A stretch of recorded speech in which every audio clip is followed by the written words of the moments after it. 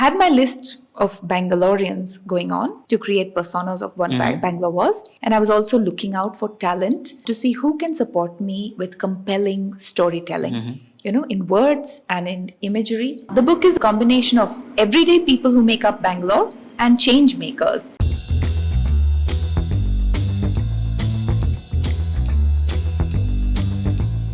Hi and welcome to the Indulge podcast with me, Romal Livestrom. And like every week, I have someone super interesting. Actually, this week, quite a few people in conversation with us on the Indulge podcast. This week, we're in conversation with the team behind Bangalorean, the brand new book that's in Bangalore that everyone is talking about. So let me not waste any more time and stop talking and get the team behind the book to talk about the book. So Kaveri, let's start with the very beginning.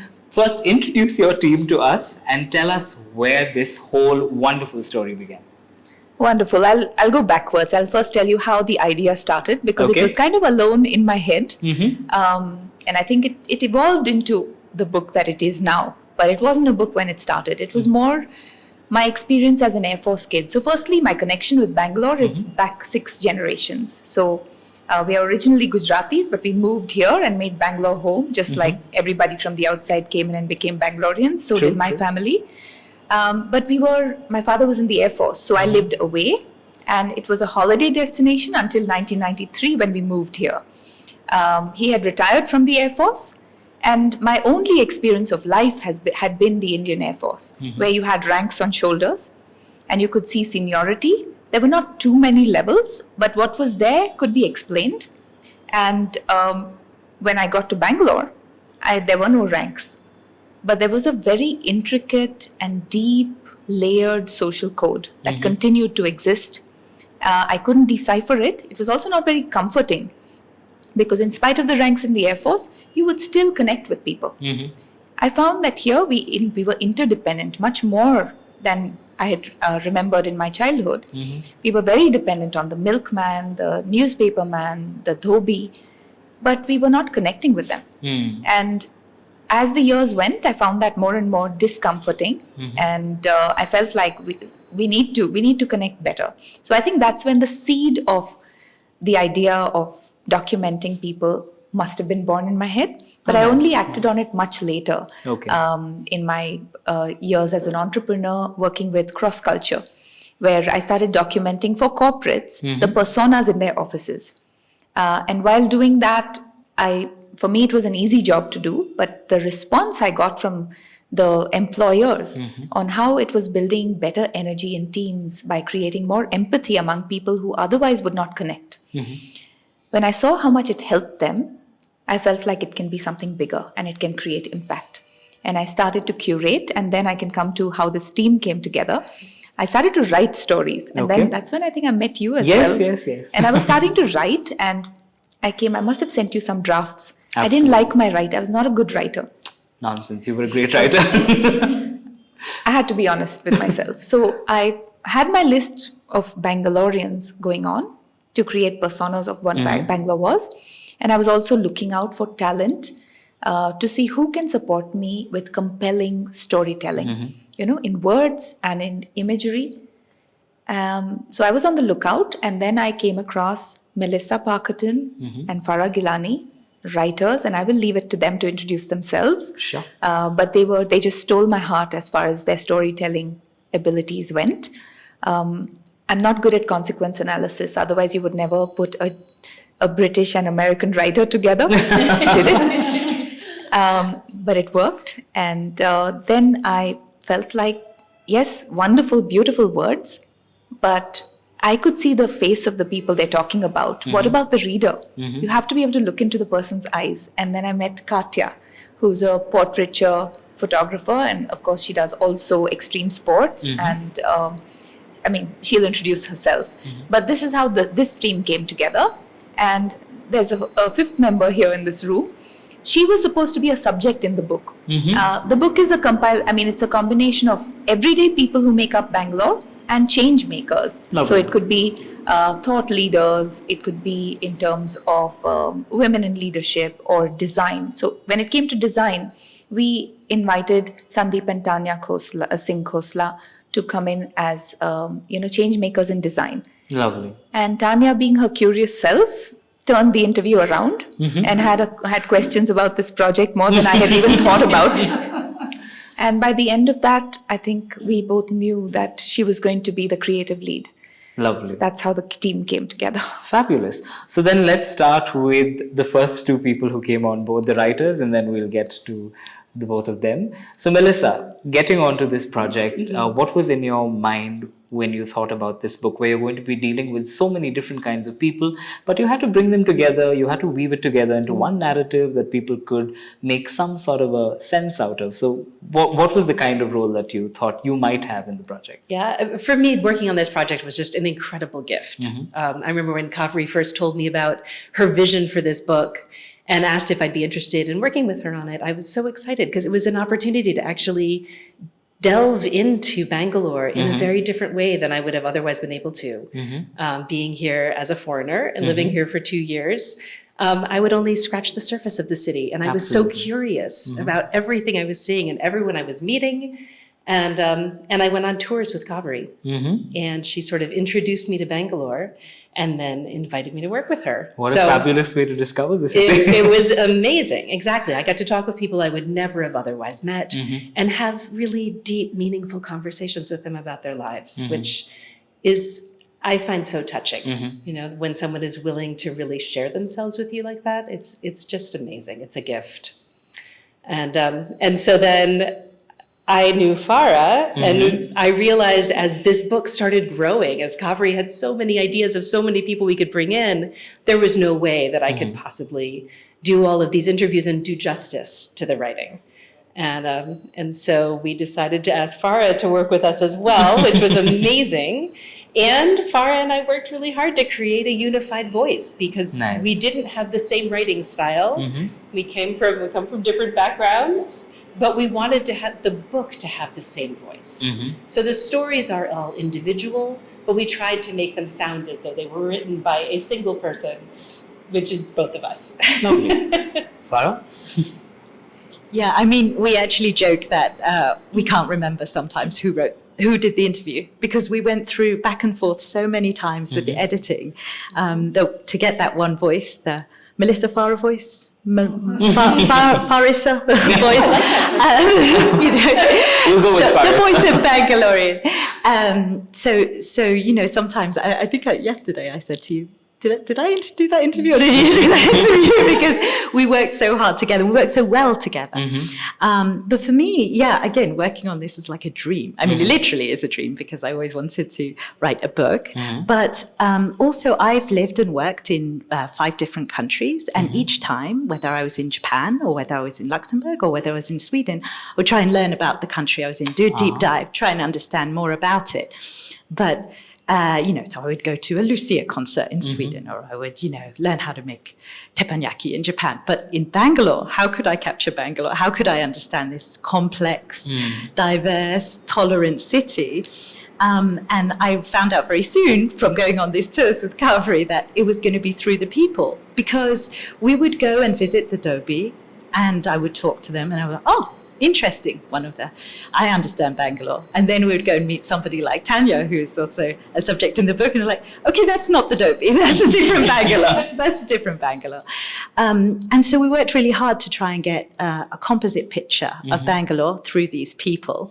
And for me, the joy that I had in learning about Bangalore through its people is now available for everybody through the book. So you have these beautiful pictures, you can meet them, you can learn their stories.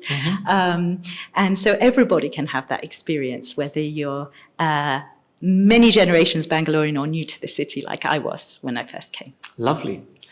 Let's move on to you, Katya, then. How did you become a part of the project? And when you were shooting those pictures, what did you decide was going to be the kind of theme that you were looking at? How were you going to treat these different individuals that you kind of had to somehow bring together into the book? First of all, I was super happy to know Bangalore and Bangaloreans. I'm not Bangalorean myself. I couldn't choose it myself. But I did choose my daughter to become a Bangalorean. So my first child is born here. So the city is always with me and it always in her birth certificate. And when the first time I came here, I was really impressed by the diversity of the city. I lived in Delhi before for 3 years, and then I relocated to here, and I really felt the different vibe, the different people, different energy. And being from a high performance sport photography background and documentary photography, for me was very interesting the fact that I met people from all different levels of income or business or whatever. So I didn't see them as the people from the certain status or certain income, and I saw them by their eyes expression. As being a visual person, I saw how they look, and I didn't care who they are. Are they from Forbes or they're shoemakers?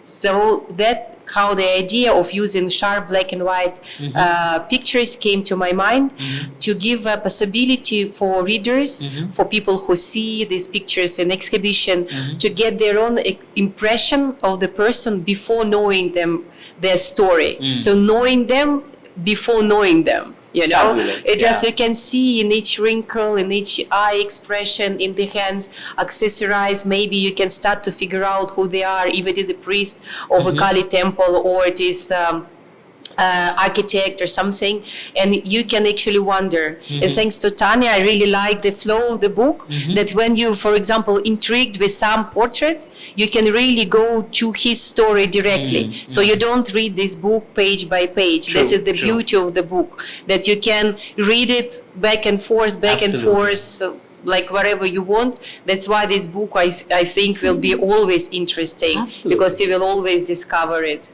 And talking about the book, what I also like as a visual person, it's photography. Some people more touched by the text, and some people more touched by the smell and touch. So this book can satisfy anyone, because the paper we choose, it smells like, you know, this like high quality library book, and the texture of this textile and this glittery part, it's also amazing. So just to hold this, to sneeze it, to read it, and to look. So everything is there. So I'm very, very happy how it turned out.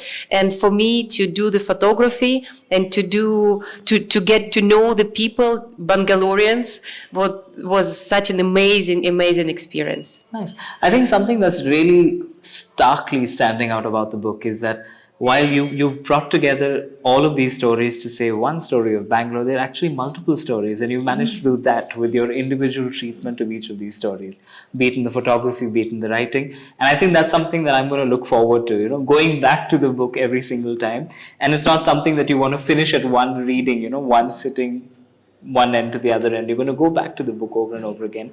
Moving on to you, Tanya, how did you become a part of the project? She introduced you, but we still haven't figured out what you actually did. So please tell us what you did. Okay, so I'll just give you a little context. So I moved to Bangalore I'm Bangalorean, but I wasn't born one. I grew into one. I moved to Bangalore in 1996. I had been in the States for 7-8 years, decided to move back to India. I'm from Calcutta and didn't want to be there. And came here, and this city Bangalore is a city with its arms wide open. You know, it's one of those rare cities in the world that, you know, you can come and actually become a fabric of the city and feel like you belong. And I think that Bangalore has this incredible promise of opportunity, but it's backed with a spirit of openness and generosity that I think is hard to find. And I think that's what's made Bangalore the melting pot that it's become. But, you know, having said that, you know, the way Bangalore has grown so insanely rapidly in the last 2 decades comes at a price, right? And, you know, you have optimism and nostalgia coexisting. You have, you know, the promise of growth, but you have, you know, suffering coexisting. And it's these realities that are woven really beautifully into the stories of the book through the content, the writing that the writers have done, and the imagery from Katya and Chris. And so, I was just one such Bangalorean that they were, sort of was a subject in the book. And I have a problem. I asked too many questions. That isn't a problem. But okay. So I started asking Kaveri a lot of questions. I said, who else is in the book? Tell me more. And soon I started I just got really involved in these stories of, you can hold some of them up. We have Edwin and Janki, who is, Edwin is an auto rickshaw driver who's no more, unfortunately. And Janki is his wife, who is a domestic helper. Their daughter now works at Google as in diversity and inclusion. It's an incredible story. Yeah. And then I was reading about, characters that I know, like Patrick, right? Wilson, I see him everywhere. But that's the story about Edwin and Janki. And then Patrick, who is the Anglo-Indian storyteller. Now, I know Patrick socially, but I didn't know how filled with stories he was and what an amazing past he has, right? And, you have Archana and Sean, who are like really old world meets new world. Very true, very true. So I just felt that, these stories were really amazing. And I feel that, as Kaveri says, this could have been a little paperback that was in her mind. And I just think that, design can play such an important role in making these stories compelling and tangible to you, the viewer, right? I really wanted to use, I came into Bangalore as a young designer and I got my biggest breaks here, right? And I just feel like there is so much that, this image it's a powerful image. It's a detail of like the way Patrick is holding that cup, the way the cup is embellished. It tells you so much. It does. And it's the scale of that image that makes you notice it, right? So design can play such an important role in translating these stories into, and so you can hold and behold each of these stories in a tangible way. So my role, by the time I got involved, COVID hit. It was just before COVID and they'd all left. So I was a little bit like the lone woman standing, holding the project together with trying to find, ways in which we could all stay connected. And I'll just say a few things about the design of the book. Maybe you can just hold it up. So just like Katya was saying that, these really beautiful black and white images, what happens in a city, right? We're going from point A to point B. We're all in a rush. We will look at each other. I could be in the car on my phone, headphones on, and someone may knock on my window. I'll look up. If I'm in a good mood, I might acknowledge that person. Most likely, I'll look down and I'll keep going, right? So you see faces, but you don't connect. True. You don't connect till you decide to spend time and ask questions and delve deeper. So the book is also divided like that into two sections with two different paces. You've got the black and white images, which are really high contrast. You see the wrinkles, you see the mole on the face, and you really kind of, you get, the names of the characters. We've got some really fun captions, so you know who they are, but you don't know much about them till someone grabs your attention and you say, I want to know more. Nice. And then you go to the second part of the book, which is in full color, Lovely. where you've got these amazing images which are shot in a really authentic way, and you see each subject in their setting, whether it's Jeetu in front of an amazing building or Jeetu with his horses, or you've got Devika's crazy, studio where she's working with craftspeople, with these women, helping them to weave, recycling, products. So the pace of the book in two parts kind of mimics the way we interact with each other in the city. And then you asked about the paper. So, I really wanted to do justice to Katya's images, right? No, you can hold that up. And, I have an issue with the term coffee table books, because then coffee table books are there for decoration and to look beautiful. And we didn't want that. So You terribly managed at that, because this does look beautiful. But you can do both. So you've got a book that is, so we've used like really uncoated paper that doesn't make the images look synthetic and shiny. You can maybe hold this image, just hold that up. If this same image, if it was on glossy paper, just would not tell the story. Beauty would have been right. True. And the other thing I'll talk about is the cover. So, there was no one image that we felt that would capture the diversity of people that we had. So the cover, we just decided to go with green because we all hope that Bangalore will forever be the garden city. And And it's beautiful because we had this fabric custom dyed, a deep green, and it's textured and it's fabric and it's an ode to old Bangalore. And then you've got this magical sheen which catches the light in different ways, and that's the new Bangalore. And that's, Bangalore where old meets new. And the back is where the new Bangalorean fits in. The portrait's yet to come. True. It's also kind of like a mirror. It's a mirror for you to look at yourself. So beautiful. There's so much to this book, and I hope people can get copies of this book because it's an absolute collectible. I'm in conversation with this amazing team behind Bangalorean.